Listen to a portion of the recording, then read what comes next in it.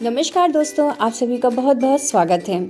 यहाँ पे देखिए मेरे पर्सलिन के बहुत सारे गमले रखे हुए थे जो कि अब फ्लावरिंग नहीं कर रहे हैं और खामखा कूड़ा ही फैला रहे हैं। तो आज मुझे यहाँ पे ये सारे पौधे हैं इनको हटाना है और गमलों को खाली करना है, क्योंकि मेरे जो विंटर प्लांट की जो मैंने सैपलिंग लगाई थी, पौधे लगाई थी, वो लगभग तैयार हो गई है।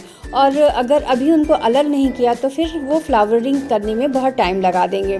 तो अगले महीने मुझे उनसे फ्लावरिंग लेनी है, तो इसके लिए मुझे गमले भी चाहिए, और जितने गमले होते हैं सर्दियों में वो कम ही पड़ जाते हैं।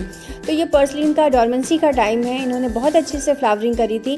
तो ये पौधे भी मेरे ख़राब ना हो, या तो पूरे इनको जड़ से निकाल के बाहर रख दिए जाएं और इनकी छोटी छोटी कटिंग लगा देंगे अगले सीज़न के लिए। देखिए इतने बड़े बड़े हो गए थे, तो पर मैं ऐसा नहीं कर रही हूँ। इसमें क्या कर रही हूँ, इनकी जड़ से लगभग 4 या 5 इंच की लंबाई से मैं इनको काट दे रही हूँ। बस मतलब जड़ से 4-5 इंच ये रहेंगे गमले में इस तरह से, और बाकी की जितने भी एक्स्ट्रा हैं वो मैं हटा दे रही हूँ और इनकी कंपोस्ट बन जाएगी। और इसमें ये फ़ायदा होगा कि ये पौधा भी इसमें बना रहेगा। जब गर्मियाँ आएंगी तो मुझे नए पौधे लेने की ज़रूरत नहीं पड़ेगी, ये मेरे पास रहेंगे। और पर्सलिन के मेरे पास 4 कलर हैं और चारों ही बहुत अच्छे हैं।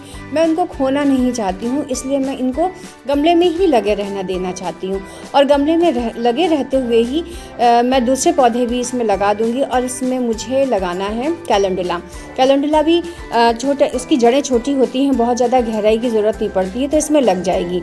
और ये एरिया मुझे साफ़ करना है। काफ़ी गमले स्नेक प्लांट के बहुत सारे पौधे रखे थे, वो सब मैंने हटा दिया है।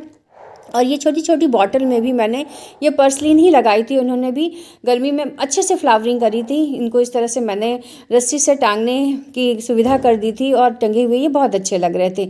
और ये सारे स्नेक प्लांट हैं। अभी मैंने एक वीडियो भी शेयर किया था, पिछले साल मैं एक कटिंग लेकर आई थी और उससे ये 4 पौधे तैयार हो गए थे एक ही गमले में। तो फिर मैंने उनको अलग अलग कर दिया। अब छोटी छोटी 2 या 3 पत्तियां थी, और अब बारिश में काम किया था और ये भी अच्छे से धीरे धीरे बढ़ रहे हैं। बहुत सारी पत्तियां इसमें आ रही हैं और नए पौधे भी इसमें धीरे धीरे बन रहे हैं। पर अब इनका डॉर्मेंसी का टाइम है, सर्दियों में इनकी ग्रोथ कम हो जाती है। जैसे ही मार्च अप्रैल आएगा तो फिर ये ग्रोथ पकड़ लेंगे।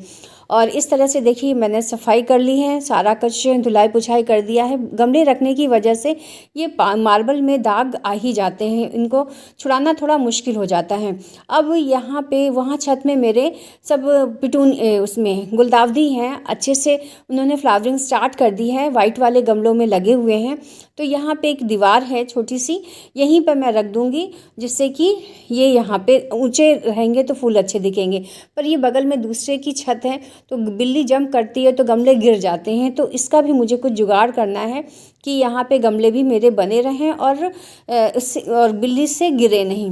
तो ये रहे मेरे सारे गुलदावदी के पौधे, इन्हीं को मुझे ऊपर शिफ्ट करना है और एक जगह आ जाएंगे तो ये ज़्यादा अच्छे लगेंगे। अब तैयार तो कर दिया है, अब इनकी ब्यूटी देखने के लिए इन्हें ऊपर हाइट में लगाना पड़ेगा। तो चलिए ये काम करते हैं।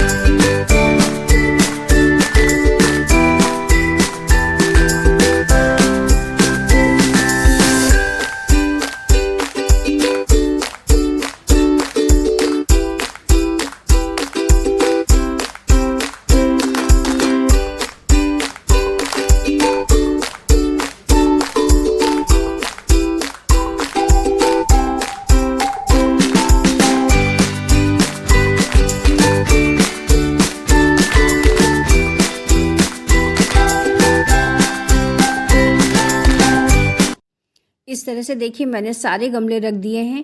और ये जो गुलदाउदी की वैरायटी है ये छोटी वाली है, छोटे में ही इसमें पौधे आते हैं, ये ज़्यादा हाइट नहीं पाते हैं। और गलती से मैं जो भी कलर लेके आई हूँ ये 2 ही कलर आए हैं मेरे पास। एक ये जो पिंक कलर, थोड़ा सा डार्क पिंक कलर है या रेड कलर कह सकते हैं इसको, और एक ये वाइट में है। वाइट के बस वैरायटी चेंज है, ये कुछ इसके जो पेटल्स हैं थोड़े बिखरे बिखरे हैं और दूसरा है वो घना घना सा है। और क्योंकि जब मैं लेकर आई थी तो इसमें सिर्फ कलियां बनी हुई थी, कलर नहीं दिख रहे थे, पर कोई बात नहीं, ये इस तरह से भी बहुत अच्छे लग रहे हैं। और जब ये रो में लगा दिया है तो ये बहुत ज़्यादा सुंदर लग रहे हैं। और लगभग ये जनवरी तक ही रहेंगे, उसके बाद ये ख़राब होने चालू हो जाएंगे। बच जाएंगे तो ठीक है। तो इसमें ही मैंने अपनी इसकी नस्ट्रेशियम के भी मैंने कुछ कुछ पौधे लगा दिए हैं, जो मैंने घर पे जो बीज डाले थे उसी से ये पौधे तैयार हुए हैं। नस्ट्रेशियम के भी लगा दिए हैं, ये रहे इस तरह से 2-2 3-3 एक ही गमले में लगा दिया है। और इसमें साल्विया के पौधे भी लगे हुए हैं। और गेंदे की जो कटिंग लगाई थी वो भी मैंने बीच बीच में लगा दिया है, जिससे कि जब ये गुलदाउदी के पौधे हटेंगे तो फिर दूसरे पौधे इस तरह से तैयार हो जाएंगे।